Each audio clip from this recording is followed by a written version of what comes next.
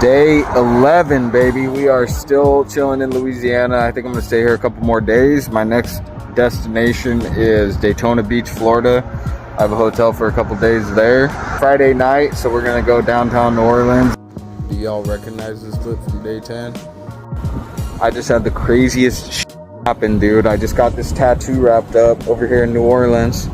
As I was getting done, the cops bust down the door, kicked everybody out. They had a search warrant. They were trying to hold me there. I was trying to get some footage, but it's too hectic. I got the fuck out of there.